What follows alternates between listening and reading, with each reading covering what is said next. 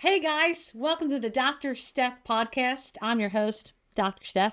Today we are here with my bestie girl, Dr. Brenda, and we are going to talk about all the things, but specifically gut, parasites, and gut testing. Because we both know from experience how terrible gut issues are. They take forever to figure out. They take a while to heal. Yes. And they can come in all shapes and sizes. Well, everybody thinks they'll just kind of get like a quick, like a powder cleanse, Right. like trendy supplement and take some colostrum. Right. And then the gut will be completely healed. Will it get better? A little bit. Sure. Yeah, sure. Will some symptoms go away? Yeah. Are you addressing the problem?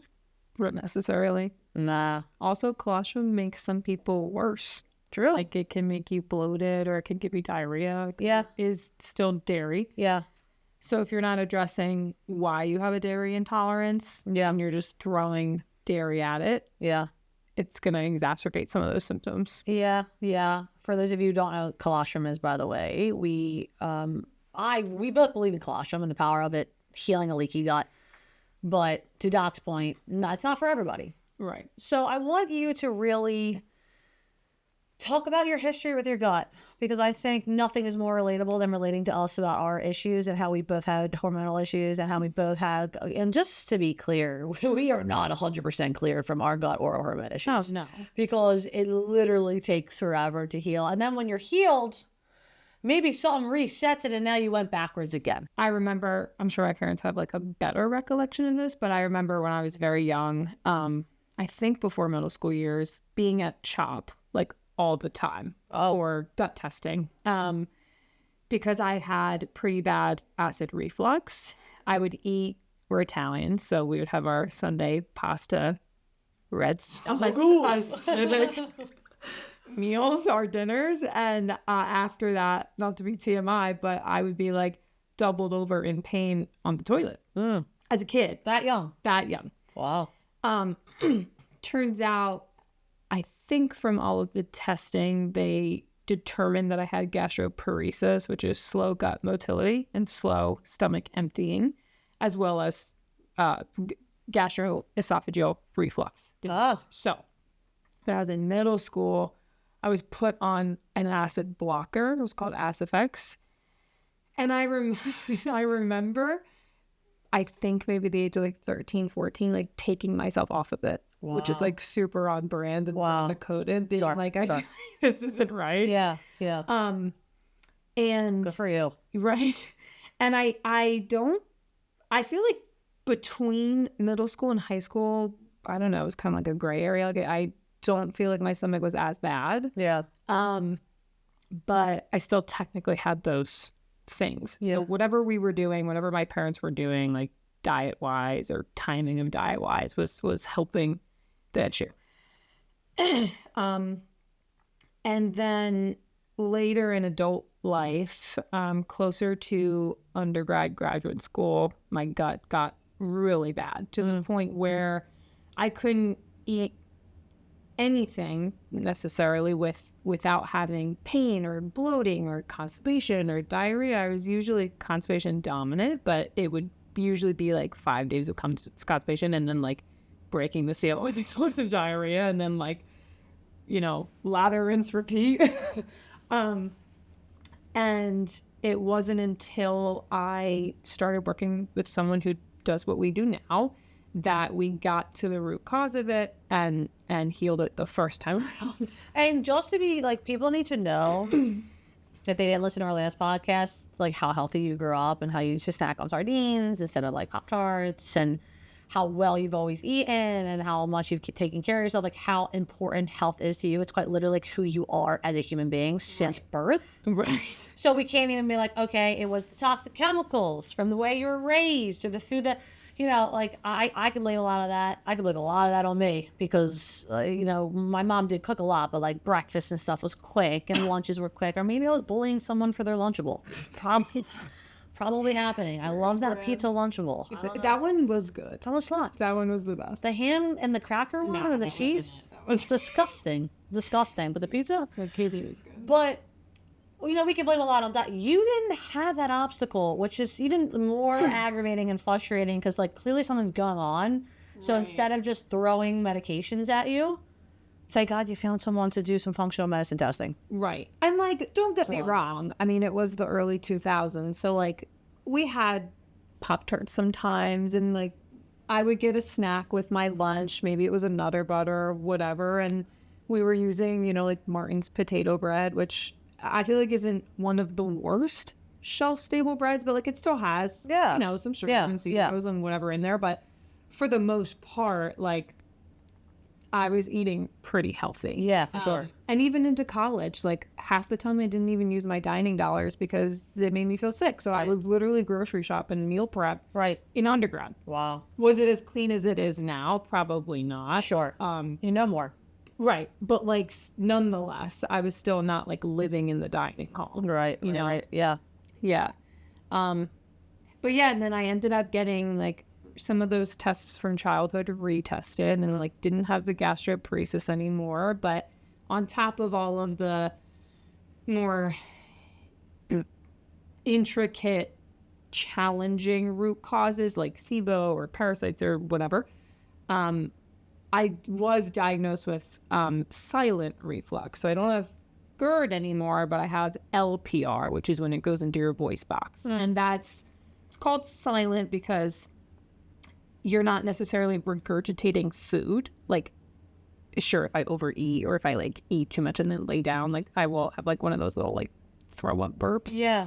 But for the most part, it presents with weirder symptoms. So, like, a chronic cough, voice hoarseness, like, hello. Yeah, right. You know, like, Clearing your throat, yeah. Yeah, clearing your throat, right. Like, sometimes it can make you feel, like, short of breath or having chest tightness. So it doesn't feel like GERD, but it is still a digestive thing nonetheless. Yeah. Now, when you went down the functional medicine route, which is obviously what we do for a living now because it's helped us so much. Right.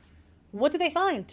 Yes. What did they find? Yes. So I did a stool test, and it was very comprehensive. It tested for definitely multiple strains of bacteria. I can't remember if that one tested for parasites or not. Like, vaguely. You're talking about the original one? Your doctor said that? Yeah. But it showed that I had, like, a crazy, crazy high amount of a bacteria called Citrobacter fruendi. I don't know if I'm pronouncing that right, and that can cause, you know, a whole laundry list of things, but it also has, like, autoimmune type possibilities symptom-wise. But it was so infuriating before that test because, like you said, I was eating so healthy. And it wasn't like, oh, chocolate bothers me. It was like, oh, I had chocolate on Monday and I was fine. And then I had chocolate on Tuesday and you would have thought I was, like, in my deathbed. Really? You know, so aggravating. Right. Like, I'm like, why can I eat this sandwich today and, like, be chilling? And then I eat the same one the next day and I feel aggravating. Terrible. So that test was, like, finding that out was, like, a godsend. Literally.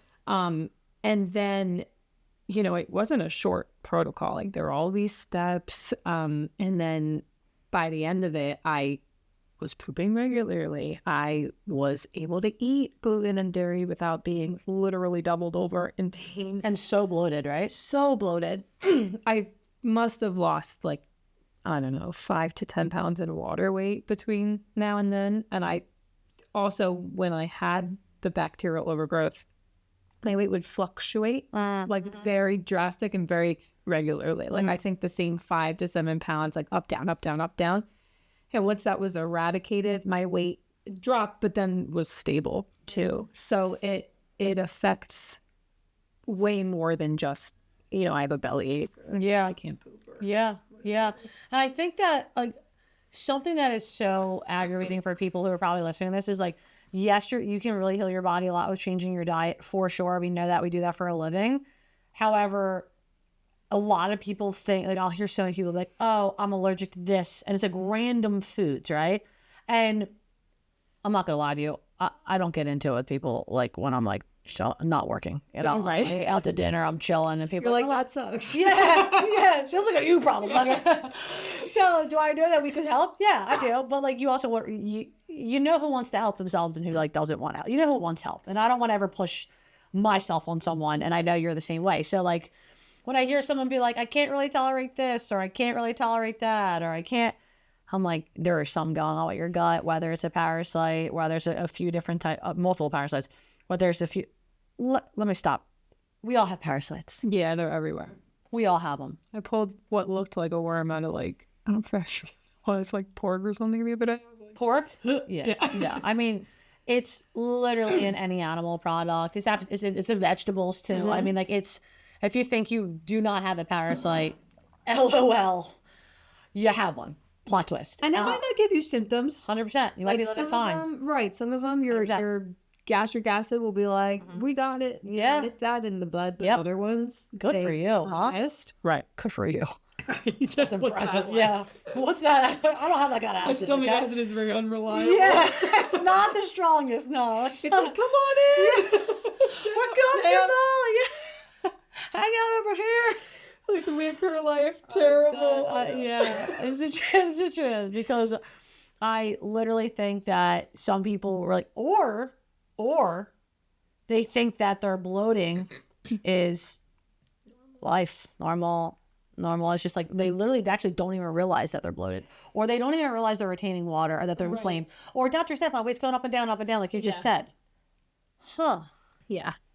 And the thing too that's funny about food allergies is I always like to tell my patients, you either have an allergy, you are anaphylactic, or it's a sensitivity. It's not an allergy. Correct. And the sensitivity is not a primary sensitivity. You shouldn't be allergic to food that you're not anaphylactically allergic to. Sure. So it's usually from leaky gut, which is just intestinal permeability. So your intestine, the lining is supposed to look like concrete fence, and now it looks like a white picket. And now all these food particles are coming out, and your body's attacking it.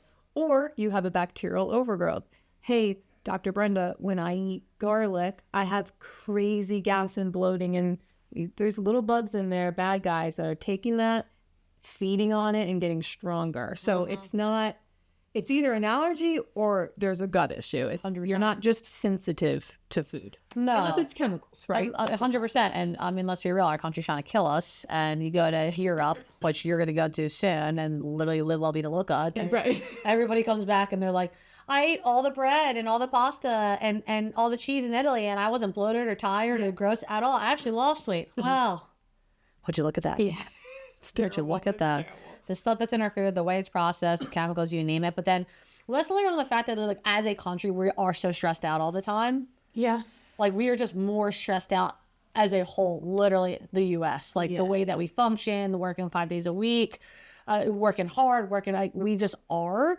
And that leaky gut that was derived from stress and poor diet is just amplifying all this. And then people are doing gut testing, and they're like, I'm not getting much better, but their cortisol's through the roof, which is why we also do Dutch testing. Right. Of course, we got to check the hormones.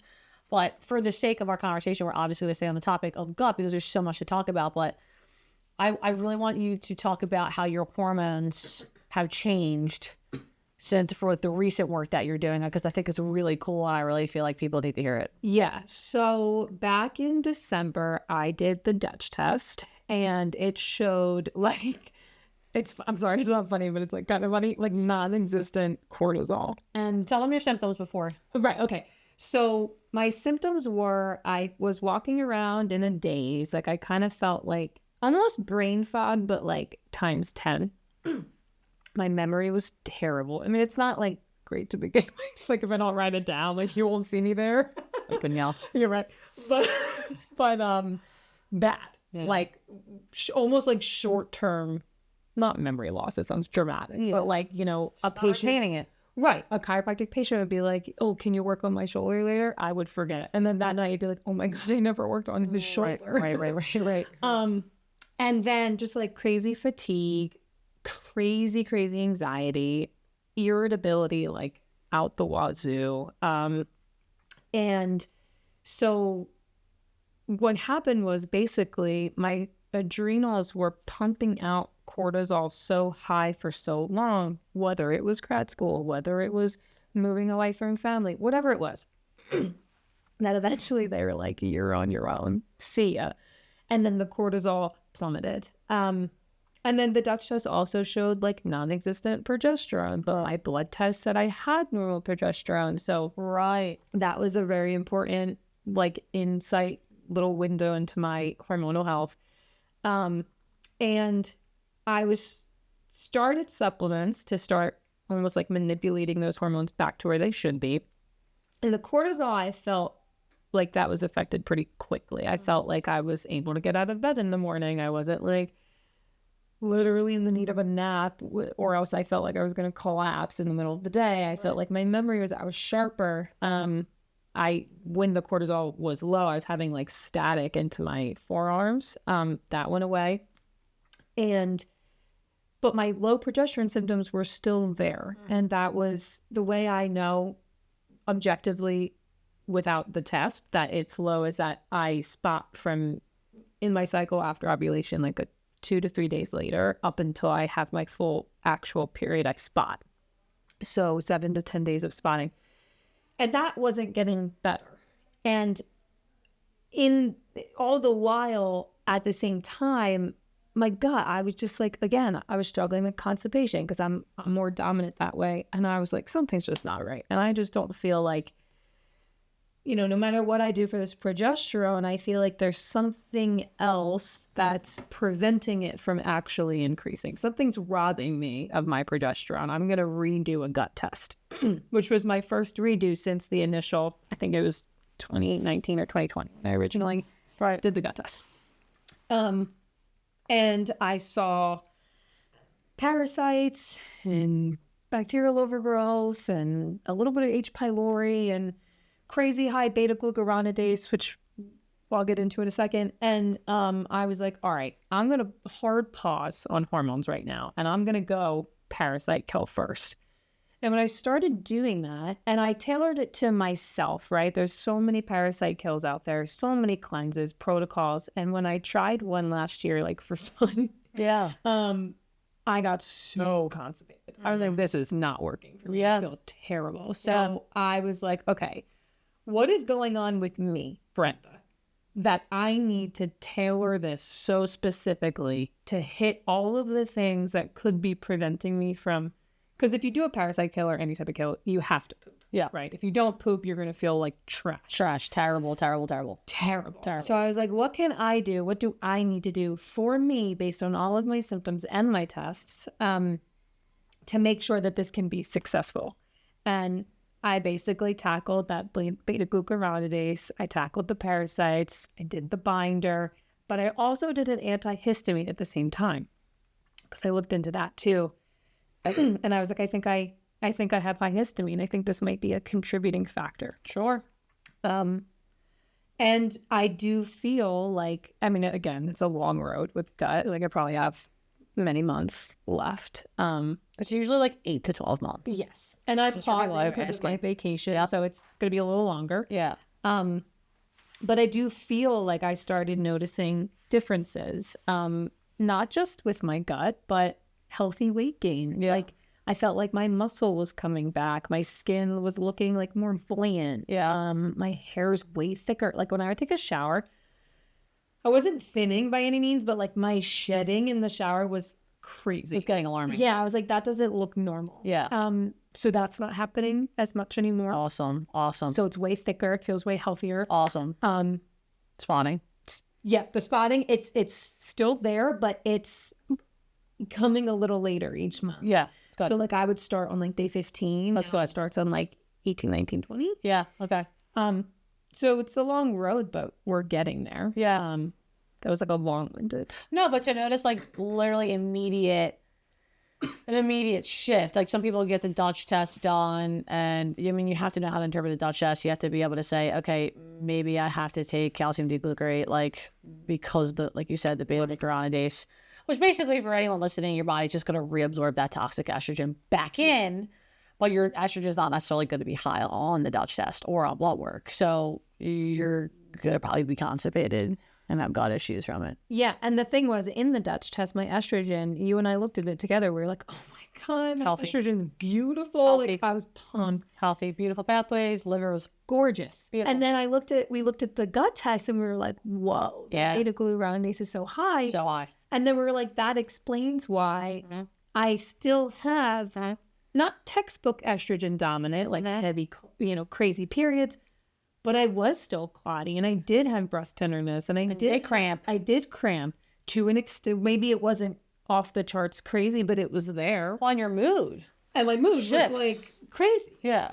So yeah, the whole combination of all of that is what really helped. That's awesome. That's great. I think it's so important for people to understand that, like, a lot of, like, I'll have people hit me up and they're doing like a sensitivity test online or something that they found, and it people almost want to believe that they have a food allergy, but you have to there is a reason these things are happening, and we can go into such a whole. I mean, the parasite thing in general, like getting your gut tested, I think is so important with your hormones. I mean, like, if they're equally as important to me at this rate when it comes, if you have any digestive problems at all or hormone issues that are not getting addressed, like you said.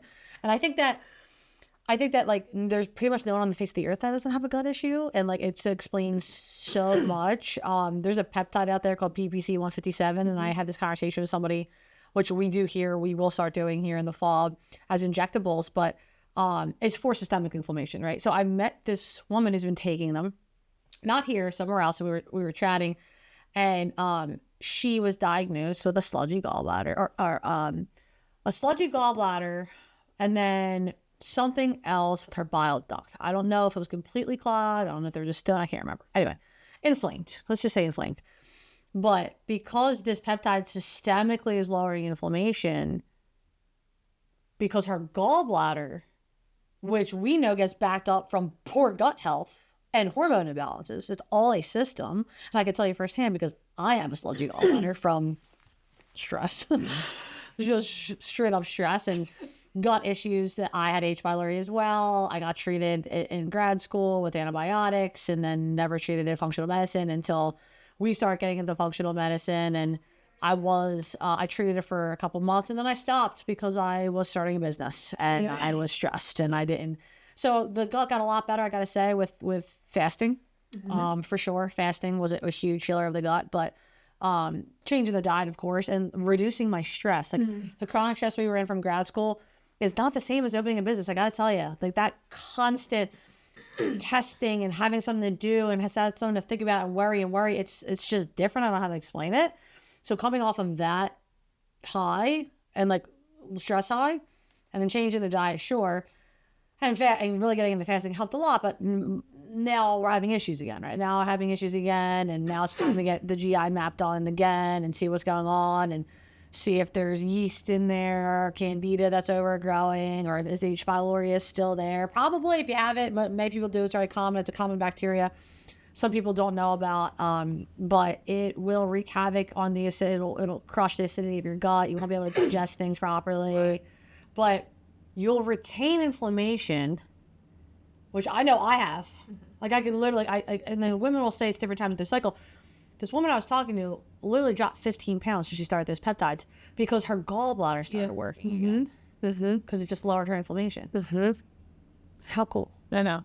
It's so cool. It's so cool. And it's all so tightly connected. Like if you really, not to say that we don't have great success if we just test your gut or if we just test your hormones and treat it, but it's so unbelievably intertwined that, like, depending on the severity and the complexity of what you have going on, you might not be able to fully fix one without fixing the other. Yeah. You know? Yeah.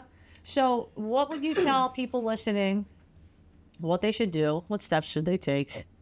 So we can wrap up this pretty picture in a cute little bow. Yeah. What should people do? Yeah. So the simplest things that you can start doing, if you're having gut issues, obviously hydrate.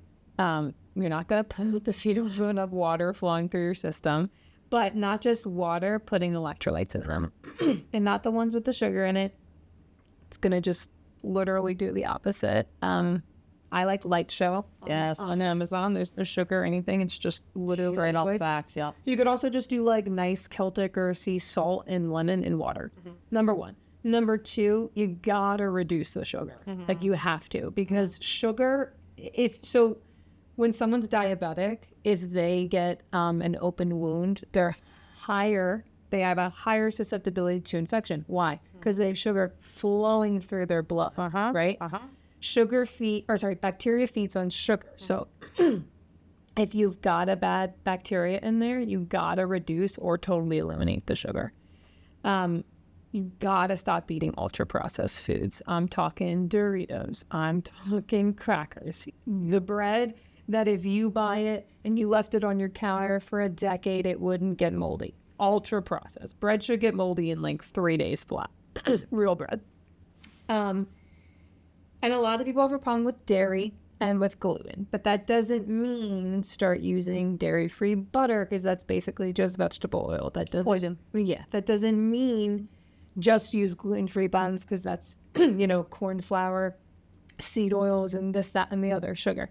It means literally taking those things out of your diet, and eating safe, real, organic, grass-fed, pasture-raised, wild-caught food, meat, fish, vegetables, fruit.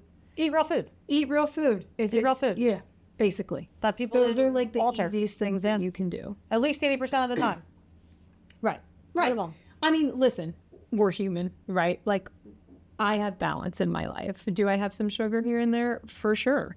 Do I eat gluten? Like, yes. Who doesn't like bread? Sunday I'm dinner? obsessed with bread. It's like my favorite food. Love bread. But you can't eat a bagel every day for breakfast. You're going to destroy your gut. So those are like, I don't even know how many. I just listed 3 or 4. Very simple things that you can do that are free. Yeah. Like, it's not like an additional, you have to buy this, but it's not like an additional cost. Well, where you can start. Yeah. That can help you just start to feel more regular, less bloated, less inflamed. And then obviously, if that doesn't kick it, then you got to get a stool test. You got to get testing. You got to get testing, and you got to get a comprehensive stool test. You can't just do the one that, any office sends you that just tests for E. coli. Yeah, just tests for C. diff. Yeah, I'll have people say, "Oh, I went to my gastroenterologist. They did a stool test," and I'll look at the result, and you're right. It's literally testing for E. coli or C. diff, and I'm like, "This is not it." And most of the time, people don't actually have that. Like, if you have E. coli or C. diff, you're like pooping your pants. You're hospitalized for like days. You're literally hospitalized. Yeah. Like if you're just like you can't eat certain food and you're getting a stomachache, like that's not E. coli. No. No. So those tests aren't entirely helpful for that population. Yeah. So yeah, you got to get a comprehensive stool test. You and I both, we like to use the GI map. There are a bunch out there, but that one I feel like is pretty comprehensive. Yes. Easy to understand, and it's easy to explain to people. Yes. It tests for everything. And one quick thing, just circling back to parasites though, is those are sneaky little buggers. They don't always show up on stool tests unless you have a piece of it in the stool that you put out for testing. So even though you don't have it show up on your test, if you go through this, that, and the other plan to eradicate whatever else shows up, if you're still having weird symptoms, parasite kill. Absolutely. It's not going to hurt. No, it's not going to hurt. No. Yeah. But there's steps to it. There's layers to it. Yes. You have to work with someone like Dr. Brenda or myself to know what to kill first and what supplements to take, so you're binding things properly and you're not having these side effects, and you're doing it in a way that is going to make you successful and not want to stop the protocol and quit, because there is a solution here that we can give you.